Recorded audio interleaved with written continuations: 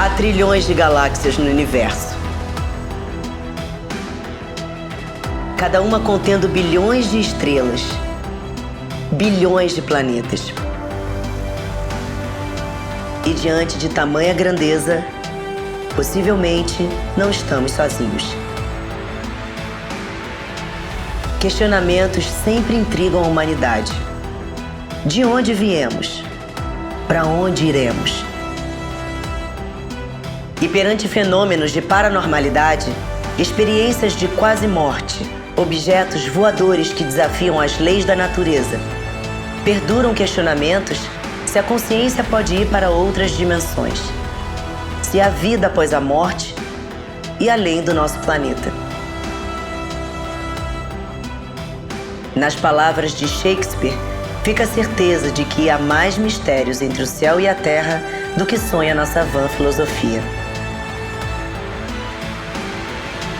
Mas num mundo em transição, frente a uma nova era, estamos prontos para o despertar de nossas consciências?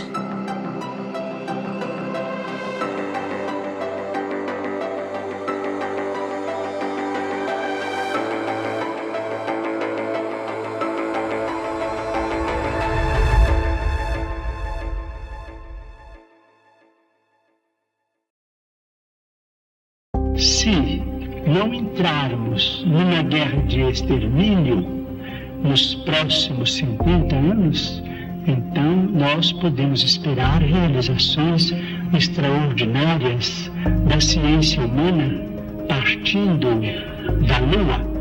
Então teremos, quem sabe, a possibilidade de entrar em contato com outras comunidades da nossa galáxia. Então vamos definitivamente encerrar o período bélico na evolução dos povos terrestres, porque nós vamos compreender que fazemos parte de uma família universal, que não somos o único mundo criado por Deus. O próprio Jesus, a quem reverenciamos como nosso Senhor e Mestre, disse: há muitas moradas na casa de meu Pai. Portanto, nós precisávamos prestigiar a paz dos povos, a tranquilidade de todos, com o respeito de todos, com a veneração máxima pela ciência, para que nós possamos oferir esses benefícios no futuro, talvez mais próximo do que remoto, se nós fizermos por merecer. Então nós passamos o prazo da data limite, passamos o 20 de julho de 2019, e agora? De uma certa forma, nós estamos comemorando, porque vencemos uma prova coletiva, mas ao mesmo tempo temos agora a responsabilidade de materializar aqui na Terra, nas nossas vidas, o que há de melhor em nós.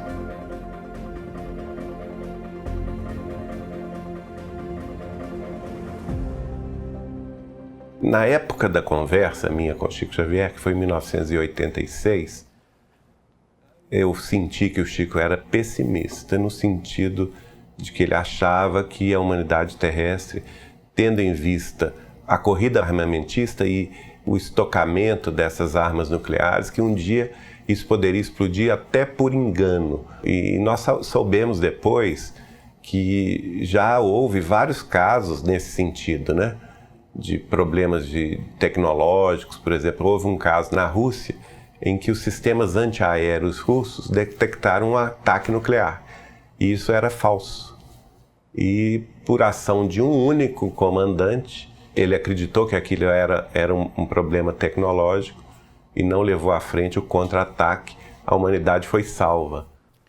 Talvez nem Chico Xavier acreditasse que nós vencêssemos esse período probatório que se chama data limite e chegássemos 50 anos depois da chegada do homem à Lua ao dia da data limite. Este que foi considerado o maior de todos os brasileiros, o grande médium mineiro que viveu a serviço da caridade, que escreveu centenas de livros e não ficou com um único centavo de direitos autorais. Chico Xavier foi a maior antena psíquica que tinha em sua existência toda todas as mediunidades, todos os potenciais psíquicos de lidar com seres extrafísicos, seres espirituais e também seres extraterrestres.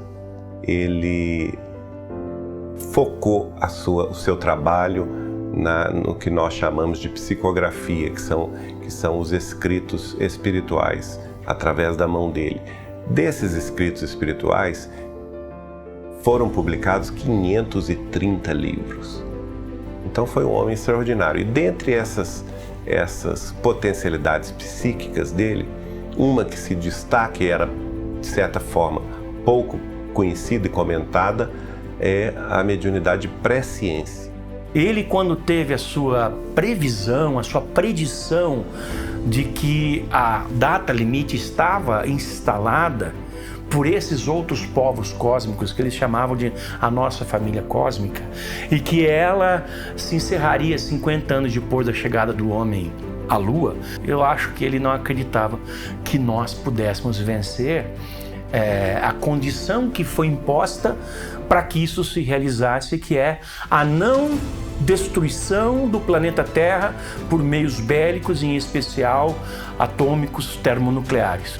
A única coisa que eles impuseram à humanidade é a impossibilidade de uma conflagração nuclear, uma guerra nuclear, cujas consequências seriam obviamente devastadoras, que certamente arrasariam a vida em quase toda a parte do planeta, e que isso seria inaceitável.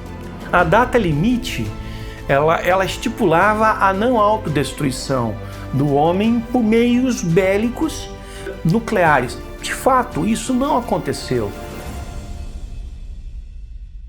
O que não significa que não teremos problemas à frente.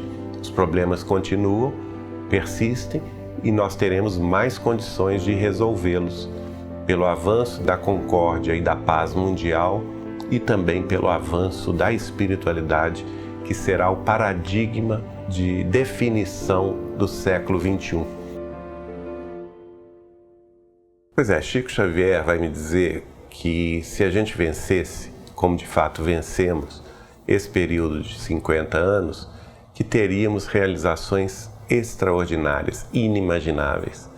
No campo científico e tecnológico, o Chico chegou a afirmar para mim que os extraterrestres que entrariam finalmente em contato com a humanidade, não aquele contato eventual que ocorreu aí nas décadas anteriores, mas um contato mais geral, um intercâmbio com a nossa comunidade científica, trazendo avanços científicos e tecnológicos que nós nem temos condição de avaliar. Tem havido grandes avanços na ciência que estuda o universo nos últimos anos. A própria exploração espacial, com os projetos de colonização e de exploração da Lua e de Marte, prevendo a futura imigração de seres humanos para esses mundos. Mas talvez a consequência mais espantosa e mais fascinante e importante dessas pesquisas, a meu ver, é o da descoberta dos chamados exoplanetas. Eu vou citar um dado que muitas vezes as pessoas não pensam. O universo é constituído de galáxias. São bilhões e bilhões e bilhões. O universo tem perto de 14 bilhões de anos. Então, imaginem quantas galáxias e qual é a idade dessas galáxias. Só a nossa, que é uma das bilhões de galáxias, a Via Láctea tem 200 bilhões de sóis, como o nosso, que tem 10 planetas ao redor. É um sistema estelar, que no caso do Sol é um sistema solar. No nosso sistema solar existe um planeta habitado. Se essa mesma condição se repetir a 10% dos sistemas estelares, somente na nossa galáxia, nós estamos falando de 20 bilhões de planetas habitados. É muito? Divide por 10. Então vai ser 1%. 2 bilhões. Ah, é muito? Divide por 10 de novo. Vai ser 1 milésimo. 200 milhões. É muito. Divide por 10. 20 milhões. E por aí vai. Centenas, milhares de outros mundos já foram detectados e provavelmente milhões de outros serão descobertos. E isto talvez seja o que de mais fascinante e importante a moderna ciência, a moderna astronomia está fazendo, revelando ao ser humano que existem inumeráveis outras terras e abrindo aí a possibilidade de que a vida se espalhe por todo o infinito do universo, por toda a nossa galáxia e por todas as outras galáxias. A possibilidade não é uma possibilidade, é uma certeza de que a vida abunda no universo, e isso em termos muito simplórios de física tridimensional. A física que nós conhecemos, que tem que ser igual em todos os cantos do universo. Na verdade, eu fico até surpreso de pensar que as pessoas se espantariam com a confirmação da vida após a morte e da existência de seres de outros planetas. Porque é uma coisa tão óbvia, tão lógica. Toda a história da humanidade está calcada em contatos com a espiritualidade e também, por que não dizer, algum contato extraterrestre. Pinturas, por exemplo, que claramente desenham naves espaciais ou seres portando uma vestimenta espacial. Outra grande confirmação de que nós estamos sendo visitados por seres extraterrestres, ou melhor, observados, literalmente monitorados por eles, são os voos espaciais russos, americanos, chineses, todos, tripulados ou não, lá do passado até o presente, todos foram seguidos por objetos voadores não identificados. Exatamente igual às caravelas de Pedro Álvares Cabral, quando vieram de Portugal para cá, foram seguidas por objetos voadores não identificados, como se essas inteligências tivessem um grande interesse pelo nosso desenvolvimento. Inúmeros astronautas e cosmonautas já se manifestaram a respeito, porém, eles o fazem de uma maneira muito velada, porque eles têm contratos com as agências espaciais de seus países e não podem abrir muito. Mas um deles, infelizmente falecido, o Dr. Edgar Mitchell, que esteve na Apollo 14 e foi o 6º homem a andar na Lua, ele falou inequivocamente que nós estamos sendo visitados por outras formas de inteligência. I think the disclosure will start to be accepted as just, okay, that's the way it is. Yes, we are only one. Once people start to understand that there are many, many civilizations in the universe that we're just barely beginning to understand a little bit, it will come as no surprise that they've been here. And it'll be very obvious when enough people have seen UFOs and seen alien craft that it'll then become pretty obvious that they're all around us. Nós temos ouvido cada vez mais declarações partindo de pessoas chaves em comunidades científicas e governamentais e até religiosas de que nós estamos prestes a ter um contato com seres extraterrestres. Recentemente, a cientista-chefe da NASA, Ellen Stofan, declarou isso, como recentemente professores da Universidade de Oxford também declararam que nós estamos no caminho de um contato com seres extraterrestres. É ótimo que a comunidade científica hoje fale abertamente sobre isso, mas tem que ser dito que isso é uma obviedade, que nós vamos ter contato aberto, isso é inescapável, e que nós já temos contato, mas no entanto não formais, não abertos, isso já está acontecendo desde o começo da história da humanidade. Well, I think the aliens apparently have been coming here for a long, long time. There is even reference in the Christian Bible of chariots of fire in the sky. So what else might that be back in those times of alien visitation? E se nós formos pensar, isso é óbvio. Civilizações estão mandando naves pelo universo há muito tempo. Nós próprios mandamos um monte de naves para todos os lugares. Há naves que nós já mandamos que saíram do sistema solar, que vai demorar muito tempo, mas vão chegar a outros sistemas estelares e alguém lá vai se perguntar, mas espera aí, o que é aquilo? Aquilo não é um asteroide, aquilo não é um meteoro, aquilo não é um cometa, e aquilo é metálico. Aquilo foi feito por uma inteligência.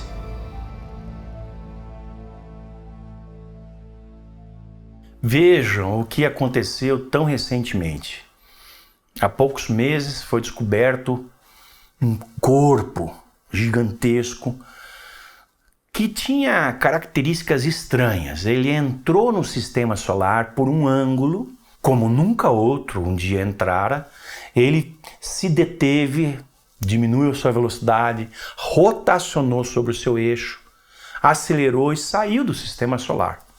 Ele foi detectado por astrônomos de um observatório havaiano que o apelidaram com o nome de Oumuamua, que em havaiano significa um mensageiro que vem de longe. E foi de logo reconhecido como sendo o primeiro corpo extrasolar a entrar no sistema solar. Mas muita gente desconfiou que havia muito mais a respeito disso. E um desses cidadãos é ninguém menos do que o diretor de astronomia da renomada Universidade de Harvard, o PhD Abraham Loeb, que disse que era uma nave, pelas suas características únicas, e falou, fomos visitados. E mais, disse, já tínhamos sido visitados antes, e iremos ser no futuro. A razão pela qual nós agora sabemos que fomos visitados pelo Oumuamua é porque agora nós temos os instrumentos para captar. Mas indiscutivelmente o Oumuamua não tinha nenhuma característica de qualquer coisa que se conheça em termos de corpo espacial. Não era um meteorito, não era um cometa, não era um asteroide, não era um planeta, não era nada. Será que havia vida ali dentro? Será que essa vida estava ainda viva? Ou será que era uma máquina autocontrolada? Uma espécie de probe, uma espécie de sonda para conhecer outros mundos. Então é óbvio que era uma nave. Eu faço assim um agradecimento imenso à capacidade de discernimento deste cientista e de outros que logo tiveram a bravura de vir adiante e falar: nós temos que reconhecer o que é fato, e fato é que isso se comportou inteligentemente, exatamente igual uma nave extraterrestre se comportaria. What we're talking about here, from my point of view, is all of the ancient civilizations asked deep questions about who are we, how did we get here, where do we come from, what is life really, how did it originate? Those are fundamental questions to the one of where did we come from, how did the universe arise? Well, those questions are still being asked, civilizations forever. Okay, we're just one grain of sand on a huge beach. And I like that analogy because it's more appropriate when we can, even with our telescopes today, see billions of stars and billions of star systems. And we know there's lots of stars in our galaxy alone. And so that's probably true throughout everywhere. We're just really starting to understand the size of what we call the universe.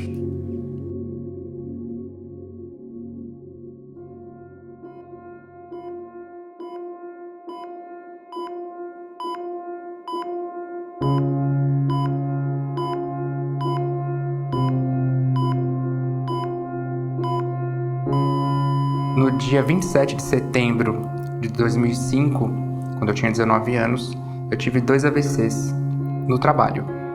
Na verdade, eu tive um AVC no trabalho. Quando eu fui hospitalizado, ao dar entrada na UTI, eu tive um segundo AVC, uma parada cardiorrespiratória e uma convulsão. Na verdade, eu tive uma morte, eu morri. E fora do corpo, instantaneamente, no canto da UTI, eu vi os médicos, todo o corpo clínico, iniciando os procedimentos para reanimação. E quando eu, estando fora do corpo, vi o meu corpo sobre a cama, imediatamente eu tive consciência de que eu havia morrido. Me lembro perfeitamente de pensar, morri. Tentei olhar para baixo, não vi corpo, e via todas as pessoas dentro daquela UTI se movimentando numa velocidade diferente, mais lento.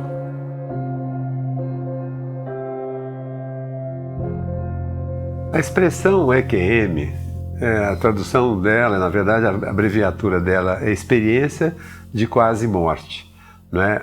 A experiência de quase morte é aquela experiência que as pessoas que estiveram próximo da morte, qualquer que seja o motivo, um infarto, uma parada respiratória, um coma ou até mesmo anestesia geral, elas são consideradas como estando mortas, e nessa situação em que o cérebro está completamente avariado, está comprometido por falta de oxigenação, a pessoa é ressuscitada por recursos médicos, e hoje cada vez eles são mais facilmente ressuscitados nas unidades de terapia intensiva, nos pronto-socorros e mesmo nas ambulâncias, e algumas dessas pessoas voltam, depois que estão despertas, dizendo que tiveram uma experiência muito complexa, muito rica de informações.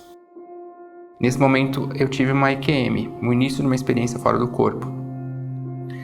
Fui acometido por um sentimento de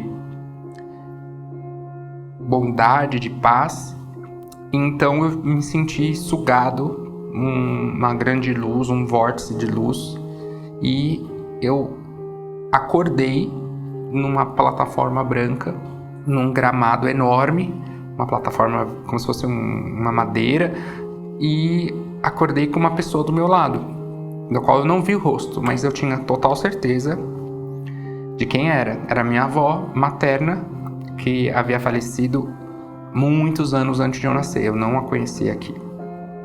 E aí acordei, ela falou: bem-vindo, pode levantar, pode vir comigo, você é muito bem-vindo aqui. Nesse ponto da experiência, sem exceção, os pacientes estão todos muito felizes e dizem que estão envolvidos por uma aura de amor pela natureza, pelas pessoas, por tudo que está acontecendo, e perdem completamente o medo ou a dor que eventualmente estivessem sentindo. Então é um momento assim, de comunhão com o universo, vamos dizer, usar essa expressão. E aí para algumas pessoas muda. Uns dizem que reencontraram pessoas que já morreram. Geralmente parentes, amigos que já morreram. Eles são acolhidos com muita receptividade, com muito carinho por essas pessoas. E levantei, e ela falou: você é muito bem-vindo aqui, mas você só vai ficar um pouco. Aí a gente começou a caminhar naquele grande gramado, naquele grande bosque. Ao fundo tinha um bosque incrível, árvores altíssimas. Do lado direito tinha um grande lago. E a gente começou a caminhar, e ela começou a me falar uma série de coisas a respeito dessa vivência, dessa experiência que eu estava tendo, de como isso era importante, de como muitas pessoas não entenderiam essa experiência como eu estava entendendo e como eu iria entender, e de que eu deveria voltar e relatar o máximo possível. Continuamos andando, e aí começamos a encontrar alguns grupos de pessoas sentadas no chão e uma de pé, também alguns grupos de pessoas todas de pé, todas conversando, mas eu tinha a sensação de que elas estavam ali trocando experiências, como se estivessem em grupos de estudo, trocando realmente conhecimento umas com as outras. Continuamos andando, Chegamos num grande grupo e elas pararam e me cumprimentaram, como se eu conhecesse a todos, ou todos me conhecessem. E um sentimento de pertencimento, de paz, e não queria voltar. Em geral, as pessoas encontram pessoas falecidas que os recebem e eles se sentem incorporados de alguma forma nesse ambiente, a ponto de que o retorno é sempre uma negativa. Eles estão indecisos se voltam, e muitos voltam por insistência, porque você tem família para cuidar, você tem filho pequeno, você tem que voltar. Tão grande é o bem-estar que a maioria dos pacientes referem. Em determinado lugar que eu cheguei com a minha avó, eu tive a certeza, dentro dessa comunicação universal, como eu costumo chamar, de que eu não poderia passar dali para frente. Se eu pisasse daquele limite de espaço para frente, eu entraria num outro espaço, num outro nível, não sei explicar. E eu sabia que eu não deveria. Não sei se é porque a minha avó disse que eu deveria voltar para cá, ou se eu realmente tinha essa certeza de que eu não deveria, por não ter uma autorização, digamos assim. Mas eu fiquei muito curioso para saber o que havia ali. E eu olhei para dentro. Eu olhei para aquele limite. E ali eu vi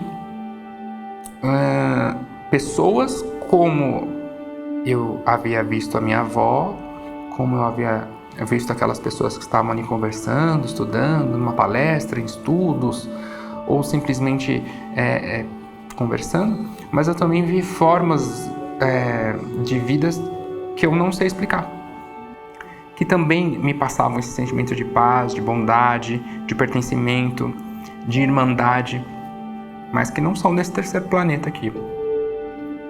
Eu acho que a gente tem que cada vez ter mais uma ideia de que a gente não está sozinho em nenhum sentido. É dito por pessoas que passaram por experiências de quase morte, as EQM, que elas viram outros tipos de seres que não eram humanos, além dos humanos, durante esses momentos em que elas estiveram tecnicamente, medicamente mortas e depois regressaram. Isso não é especulação científica. Isso é fato médico, documentado por gente muito séria, cientistas e profissionais de medicina no mundo inteiro. O curioso é que nos casos desse tipo, e são milhares em todo o mundo e muito bem documentados às vezes, as pessoas que se sentem num outro ambiente enquanto estão mortas, elas veem seres e elas dizem que há um comando, há uma ordem, há algo acontecendo dentro de um sistema de engrenagem. Nada é ao acaso.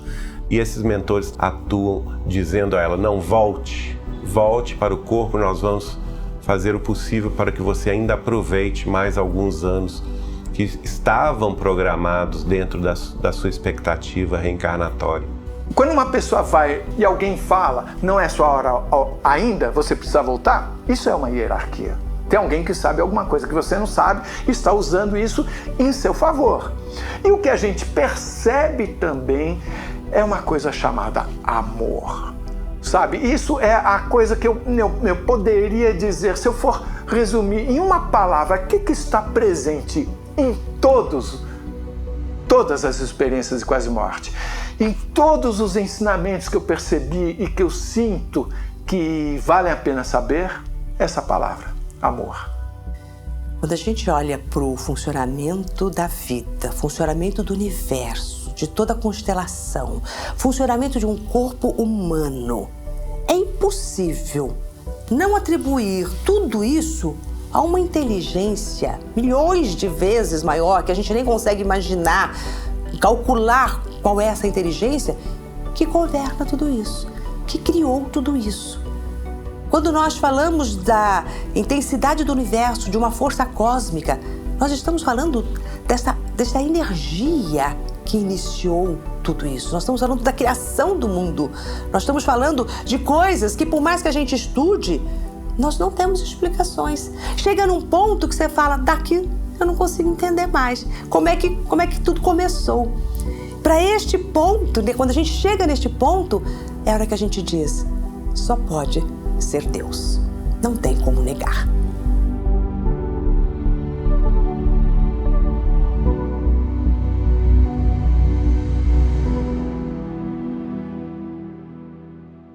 Então, existe uma pré-organização, uma programação.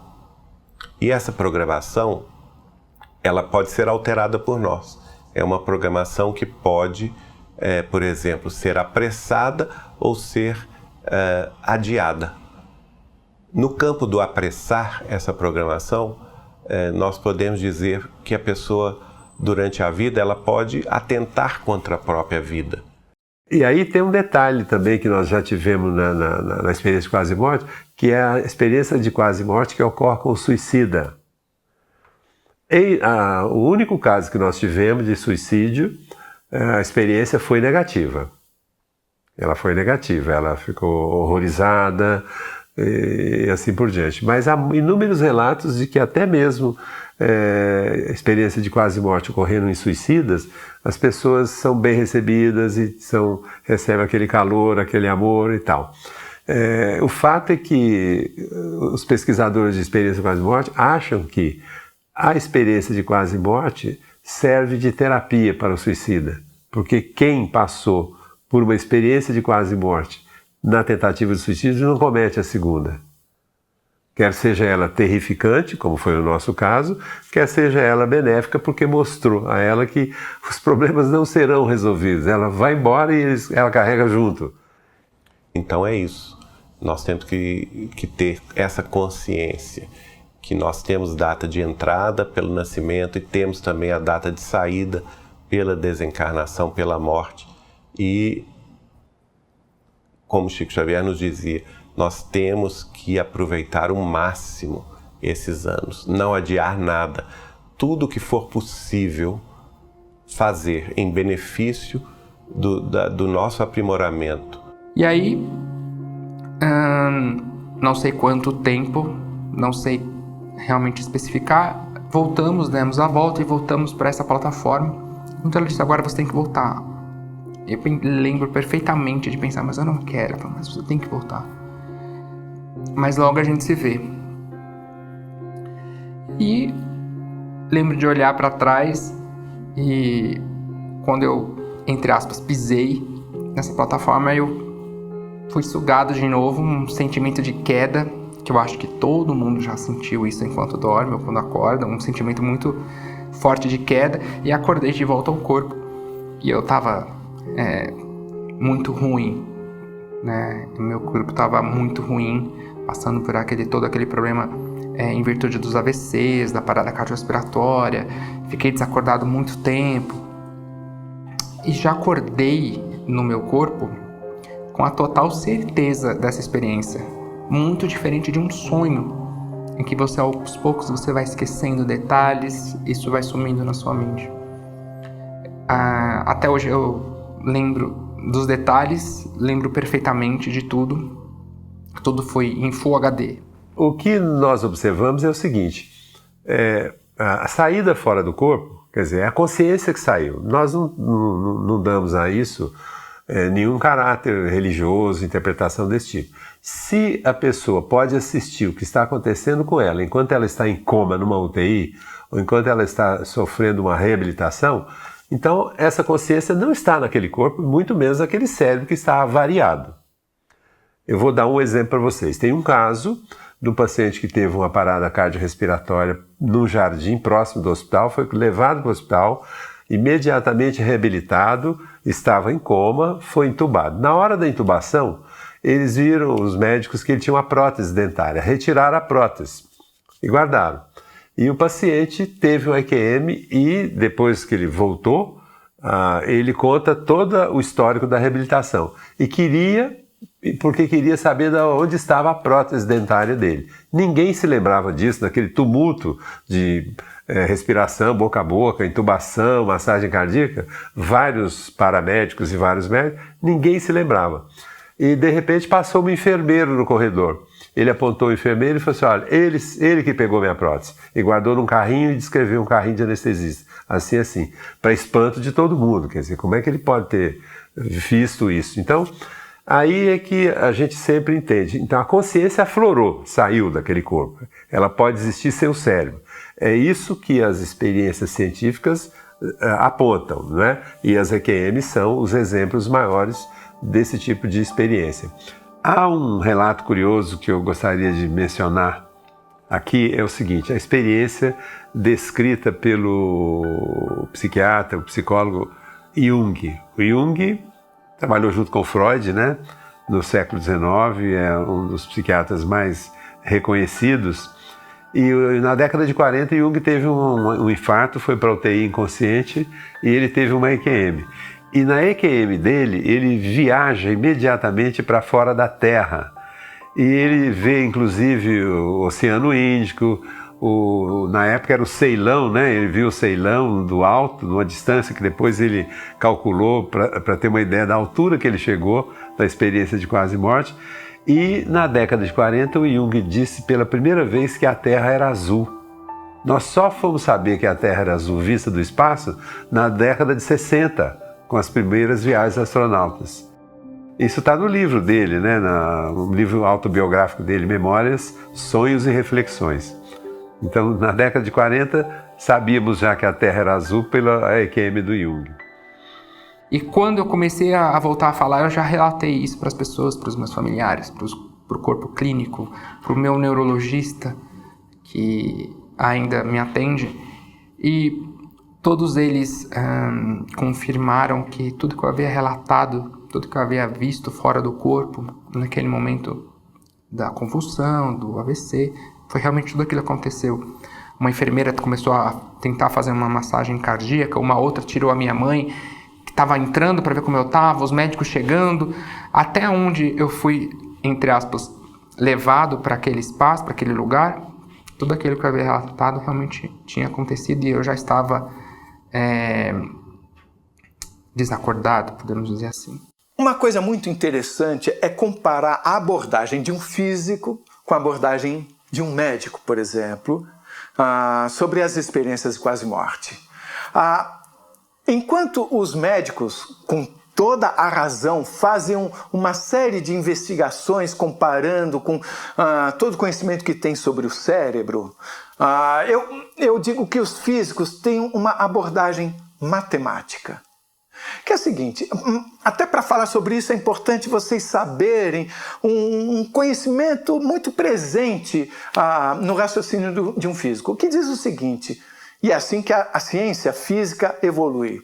Se você tem uma experiência que você investigou e você criou uma teoria para essa experiência e você teve por 1000 vezes resultados experimentais que foram corretamente previstos por essa teoria, isso não significa que essa teoria é verdadeira. Isso significa que ela, por enquanto, é verdadeira. Por enquanto, ela responde tudo que a natureza apresenta, porque a natureza é sempre soberana sobre a teoria. Uma vez que surge uma única experiência que vá sabidamente contra a previsão daquela teoria, essa única experiência derruba definitivamente aquela teoria. A ciência avança assim. A ciência chegou à relatividade dessa forma, chegou à física quântica dessa forma, tendo a coragem de questionar seus pilares mais fundamentais. Por isso, quando, como físico, eu vejo todo esse questionamento que não termina, mas como é que é? É alucinação? É imaginação? É mentira? Espera aí, se um cara está em coma, por exemplo, e ele diz que saiu do corpo, que foi até uma outra sala e presenciou uma conversa, qualquer evento, e voltou. E esse evento foi confirmado por outras pessoas que estavam fisicamente acordadas nessa sala. Isso é aquela experiência única a que eu me referi, que é capaz de dinamitar um conceito. O conceito que ela dinamitou é que a consciência não consegue estar fora do corpo. Alguma coisa daquele cara, você chame consciência, espírito, alma, o que você bem entender, saiu do corpo, foi até aquela sala e viu. Ou saiu ou ampliou, foi além do corpo, chegou até aquela sala e viu por quê? Porque isso foi provado matematicamente que aconteceu. Então eu não vejo sentido nessa eterna discussão. É claro que a consciência tem a capacidade de ir além do corpo ou de sair do corpo. Os corpos, todos eles, são organizações materiais, organizações físicas, que estão a serviço da consciência, que é o espírito. E essa consciência, ela pré-existe à formação dos corpos e sobrevive também à decomposição ou à morte desses mesmos corpos. Então, a consciência, ela é extrafísica, ela não está inserida, usando aí os conhecimentos da astrofísica e da física e mecânica quânticas, a consciência não está inserida no tecido do espaço-tempo. A consciência, ela extrapola as dimensões que nós normalmente entendemos e ela atua num nível, né, que vai além daquilo que consideramos como sendo o nosso mundo físico, a nossa realidade comum.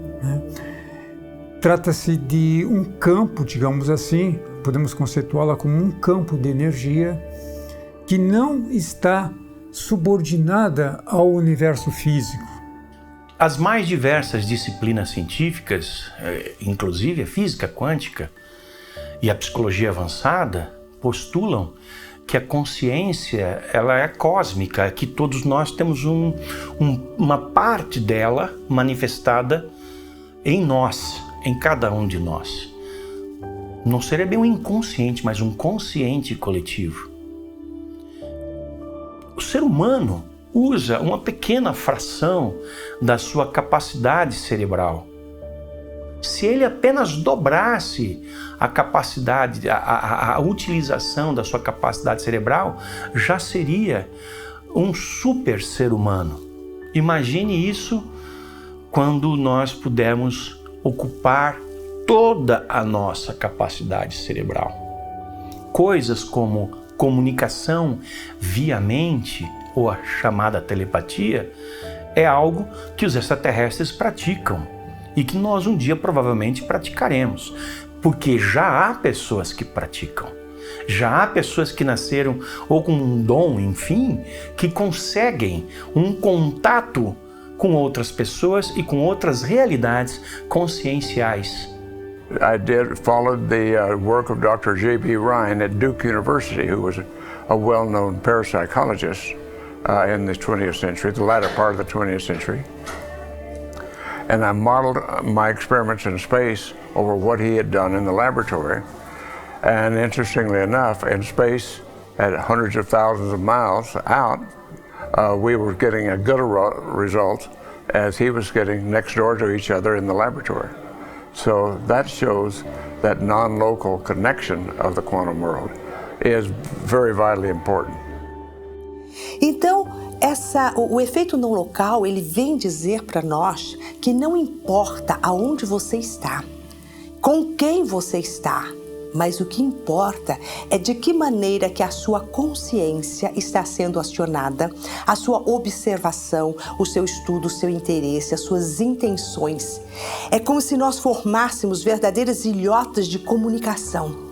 Então nós nos comunicamos através do éter universal por ondas que não são ondas apenas eletromagnéticas, mas que é uma transmissão de informação instantânea entre todas as pessoas que estão correlacionadas ou no mesmo ideal, ou no mesmo interesse, no mesmo movimento.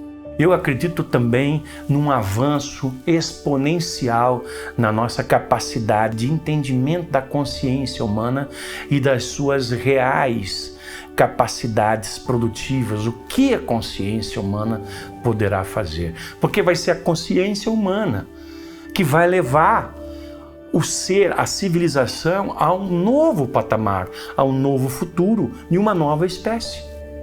Essa questão da interação da consciência com o universo é a interação de nosso pensamento com a realidade física. Talvez o ser humano ainda não tenha se apercebido que a sua mente, o seu pensamento, tem um papel muito mais importante no meio, na determinação da própria realidade física, da sua realidade pessoal, da sua vida pessoal, quanto do próprio planeta e do universo. Nós estamos todos aqui conectados. Você que está me ouvindo, você que está lendo um livro sobre estes assuntos, você que está interessado nisso, aqui ó, formamos um único campo. Este campo particular, quântico seu, se expande para o campo quântico universal. E este campo quântico que nos conecta uns aos outros transmite a informação exata do que é bom para todos nós. It is quite clear that our thoughts do interact with the physical world. Consciousness is all about is exploring this interaction. So here we are in the 21st century, starting to learn that intuition and psychic things are very fundamental, and that are the very basis of how our universe is put together. Então, há evidências de que a consciência realmente não está subordinada ao nosso plano físico cerebral, mas ela tem possibilidade de se projetar e se manifestar em outros níveis de realidade, além daquilo que nós conhecemos.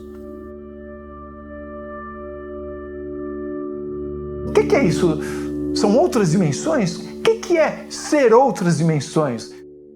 Os físicos falam em dimensões, os físicos quânticos falam em dimensões, a teoria das cordas fala em várias dimensões, a física quântica ela fala, por exemplo, no domínio das potencialidades, que seria uma dimensão. A matemática fala em muitas dimensões abstratas, porque isso é um recurso matemático que reverte em soluções para o nosso mundo aqui. E as pessoas que passam por experiência de quase morte, elas também falam em dimensões. Me parece que é como se a gente vivesse num apartamento, tanto lá onde eu estive quanto aqui.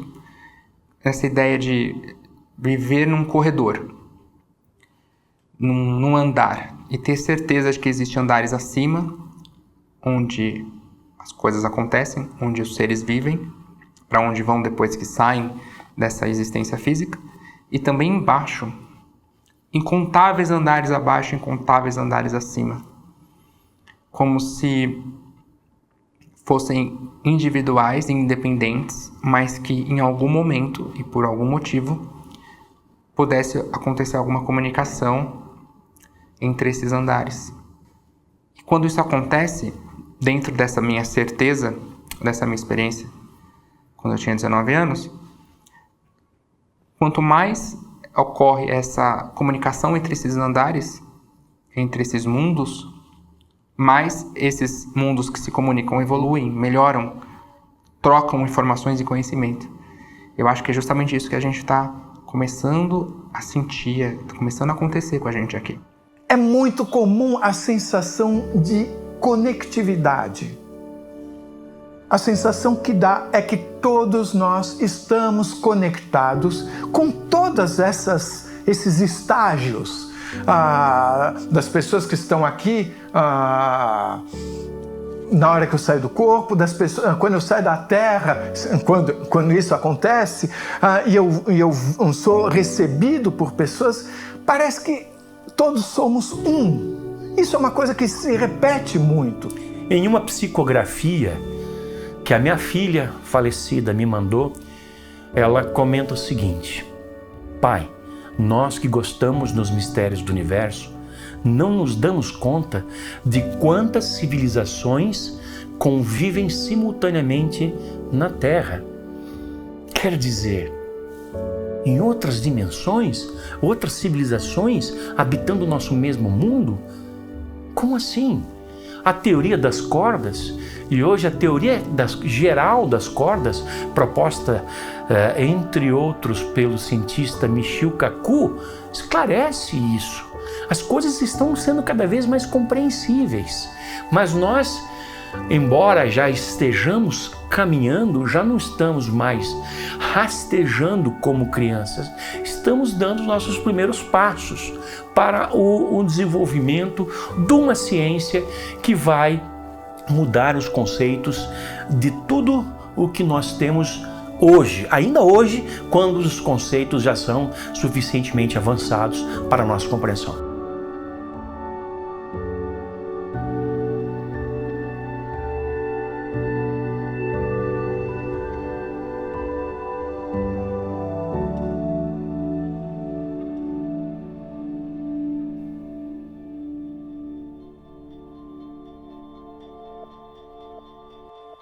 A ciência não consegue explicar o sentimento, não consegue explicar a saudade, não consegue explicar a mágoa, não consegue explicar a felicidade.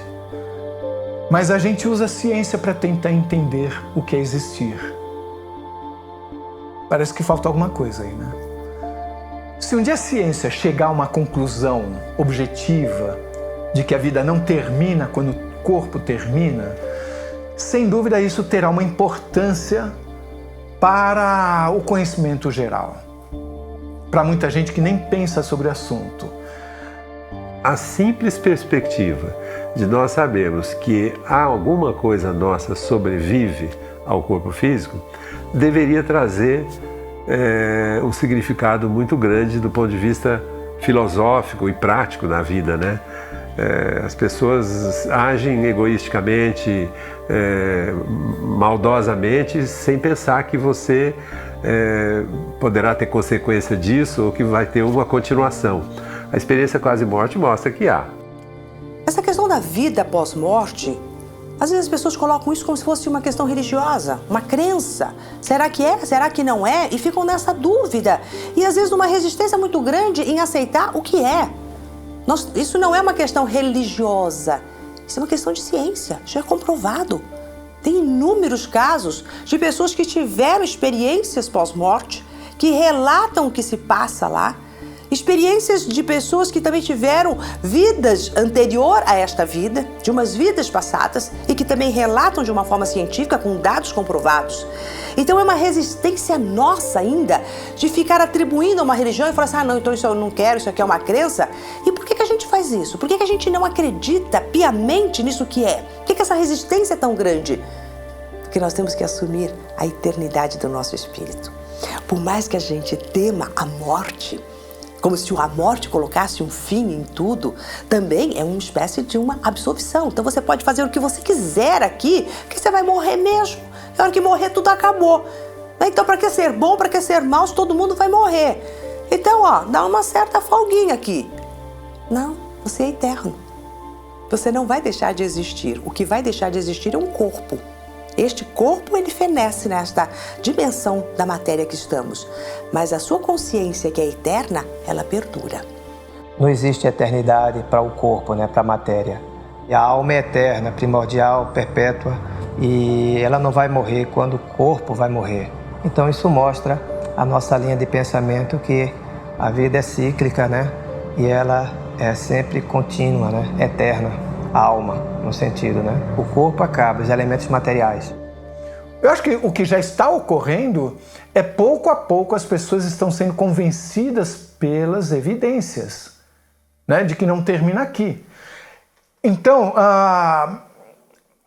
o que acontece? Se a gente olhar a história da humanidade, é uma história em que o homem progressivamente foi saindo do ponto principal do palco.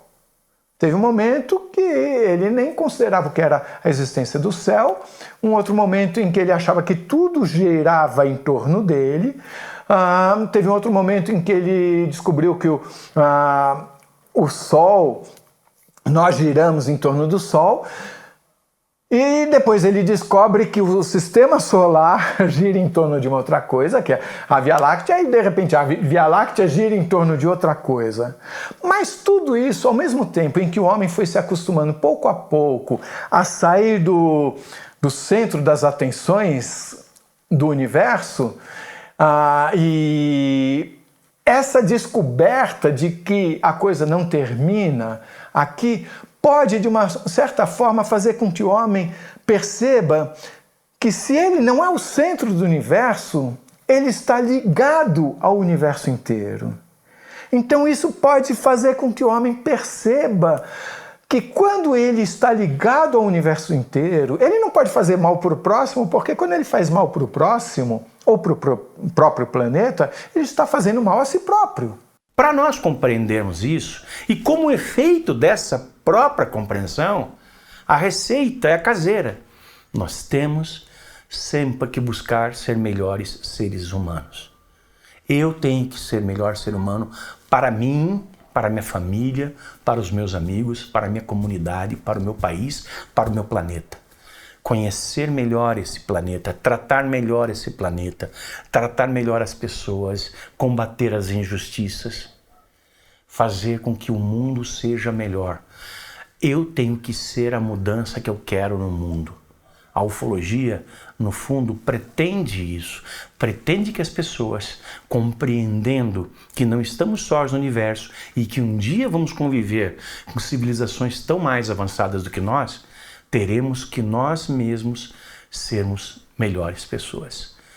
E essa não é a luta que ocorre no nosso interior desde a origem dos tempos, buscar sempre a melhoria?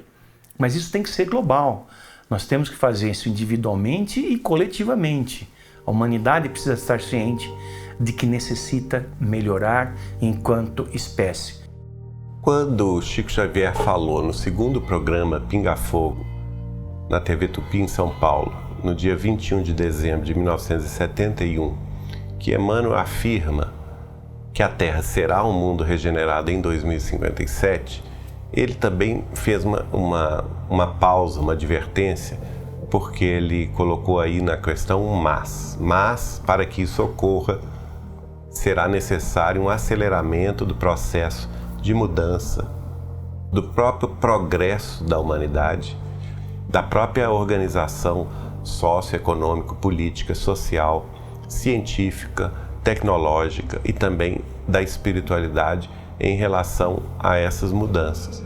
No livro Plantão de Respostas, psicografado por Francisco Cândido Xavier, nosso médium Chico Xavier, a partir do espírito, um dos seus preferidos, Emmanuel, ali diz que a Terra será totalmente regenerada em 2057.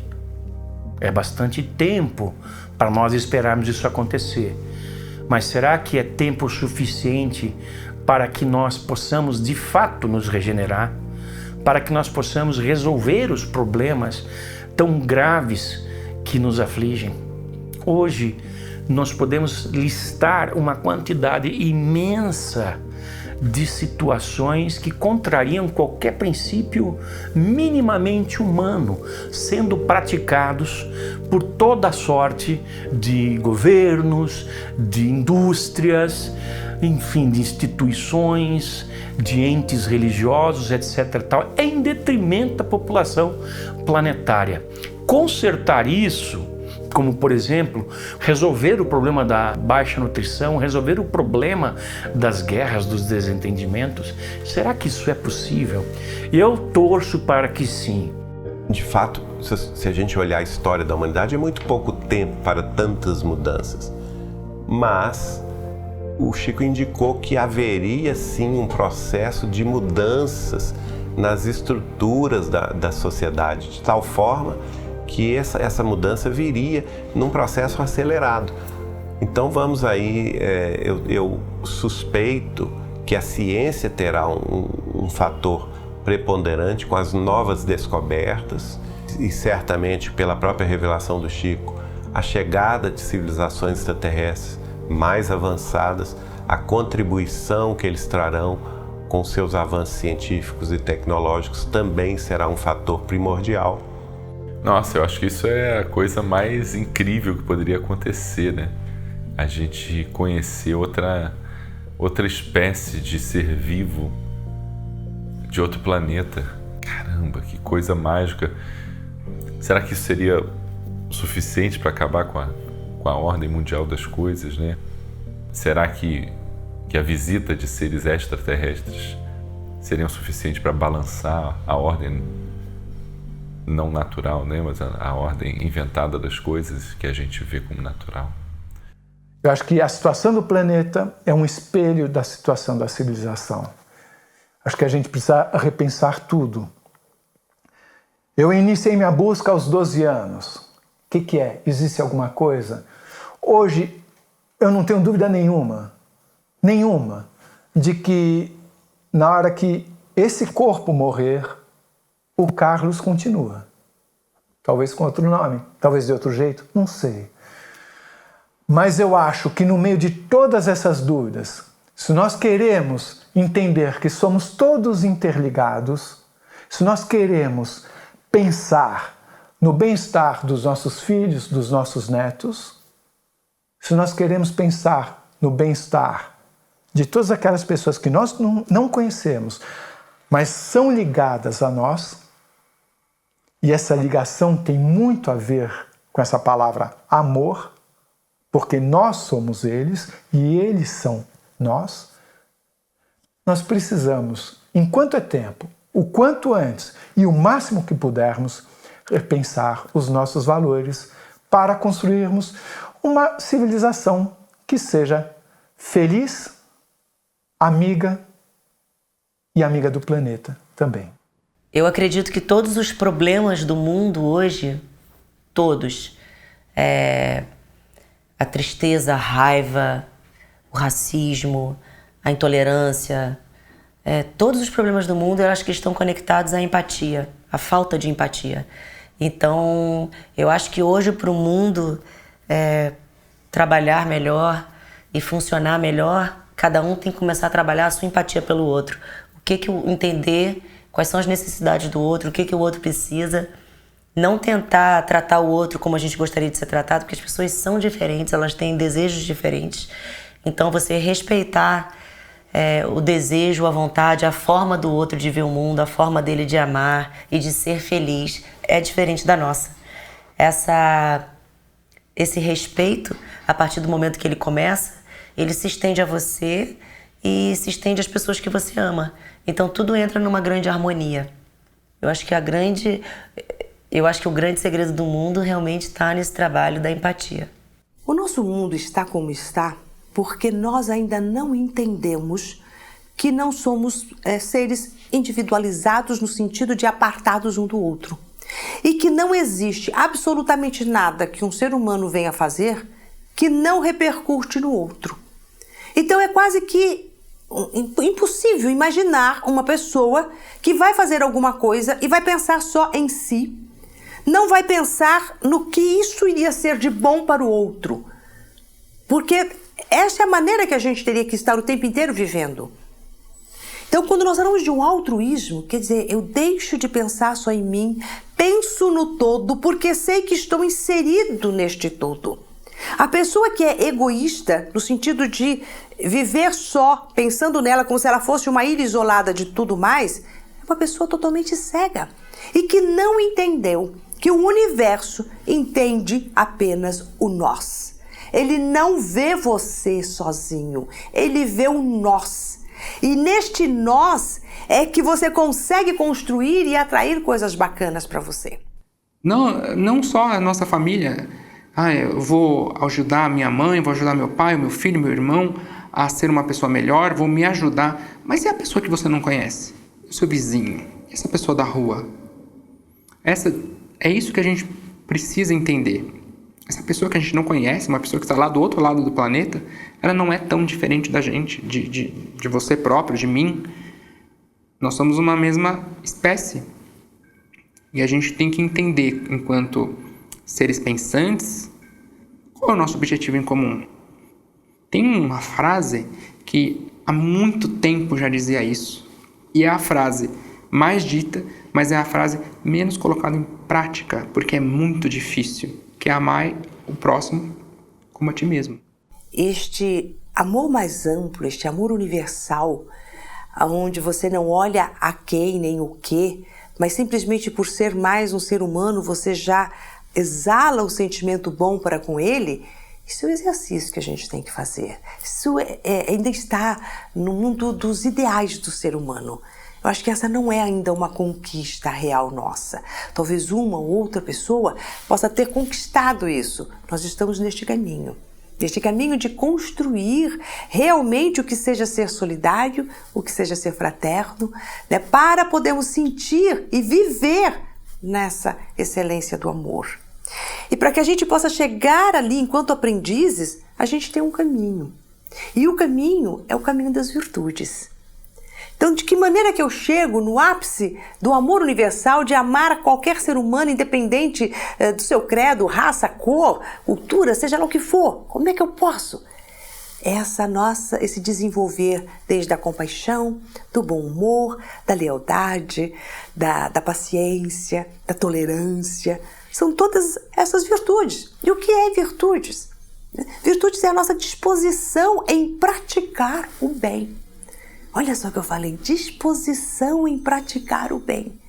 Enquanto o ser humano não estiver disposto a utilizar a sua vida, a sua energia 100% para a prática do bem, ele não vai conseguir, né, trazer essa força do amor universal em si. Eu acho que a gente tem que se amar mais.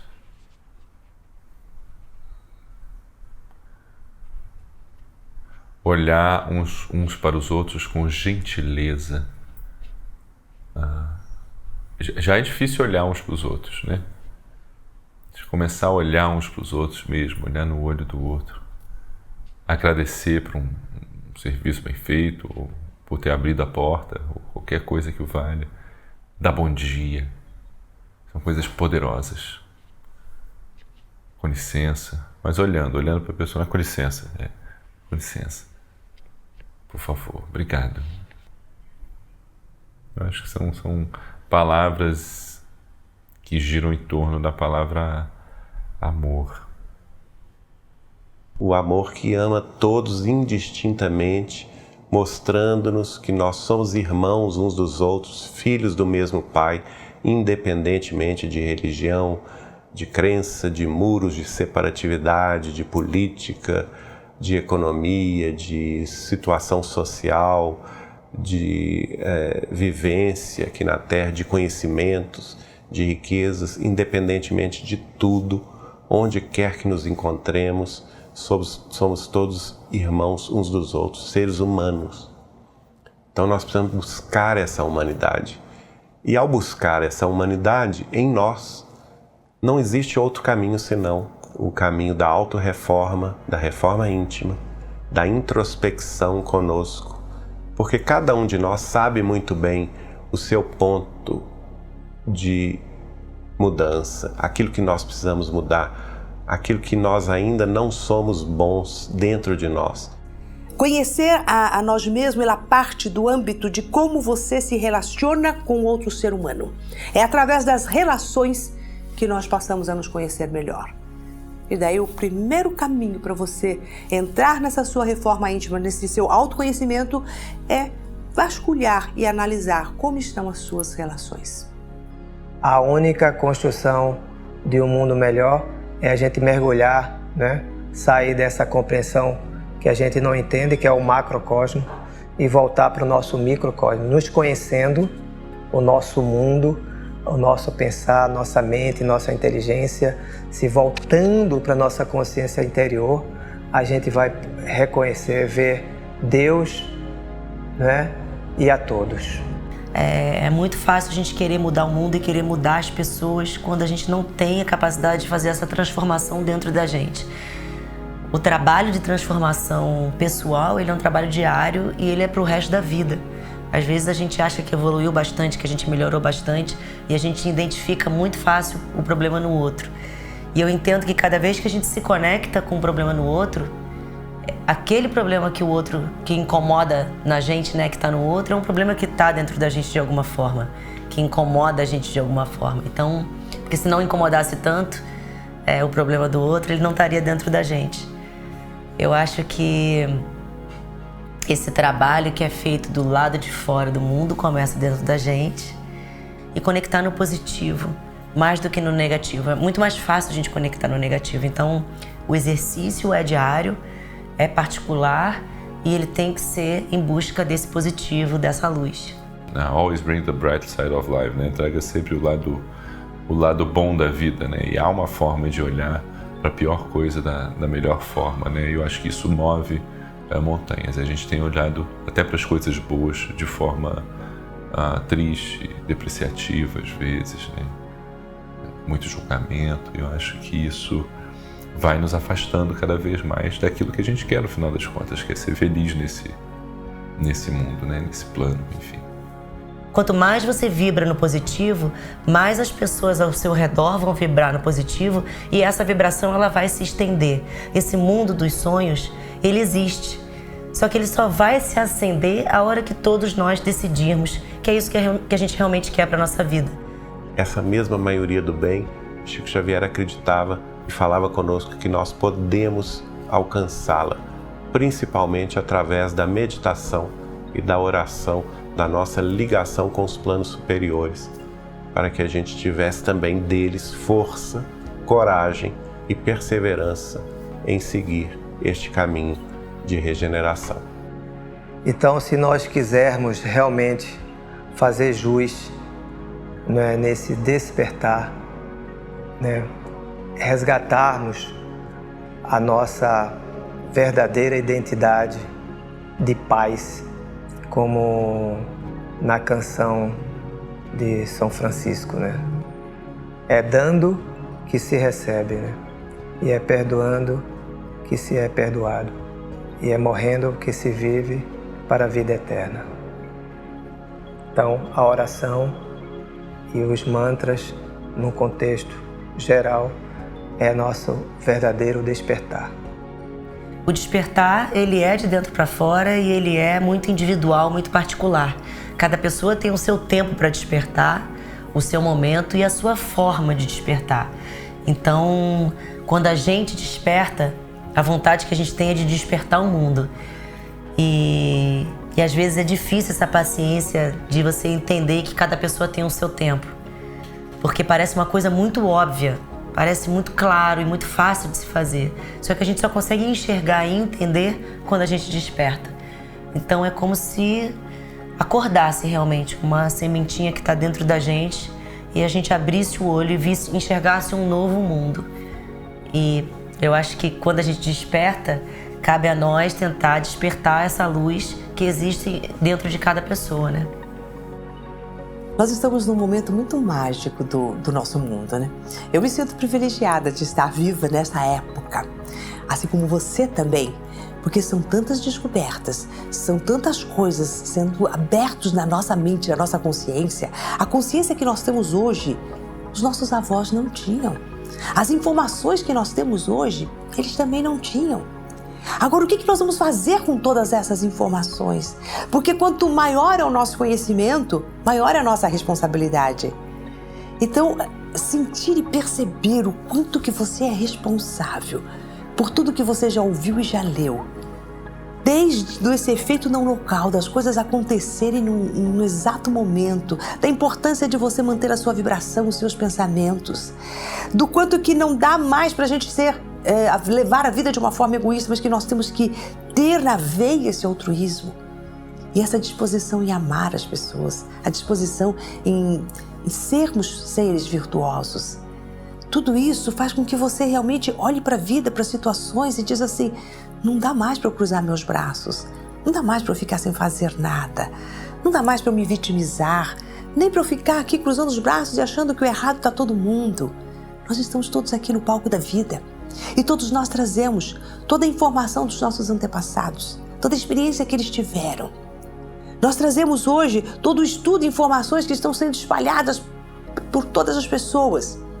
Nós temos essa consciência de que a sua mente está agora captando um monte de outras coisas ao mesmo tempo. E que você tem essa ferramenta que é a sua mente, que ela é brilhante, maravilhosa, poderosa, para você realmente colocar ela para funcionar e funcionar a seu favor. Então, tudo isso te põe no palco da vida, com os bastões que você recebe de tudo que está acontecendo e dizer assim, eu vou construir o mundo que eu quero a partir de mim. Eu vou começar a fazer as minhas pequenas ações. E aí sim, você se transforma num cidadão universal. Cidadão universal do amor em plena construção do mundo que tanto amamos e desejamos.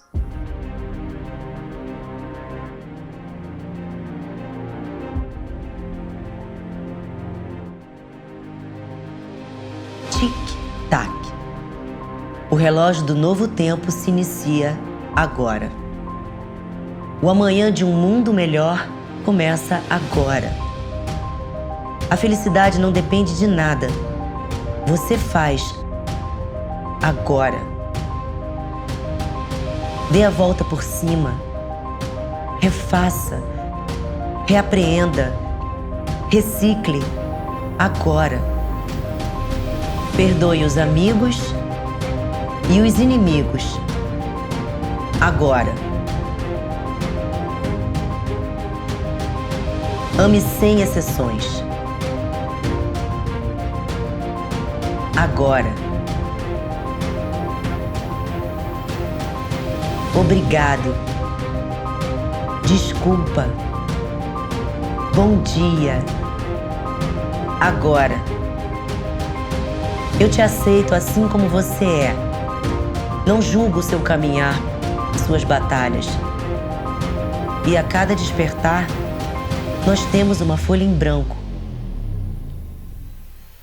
Tic-tac. Outra folha em branco. O autor é você. Não espere o tempo acabar. Seja uma pessoa melhor agora. Pois o despertar começa de dentro para fora.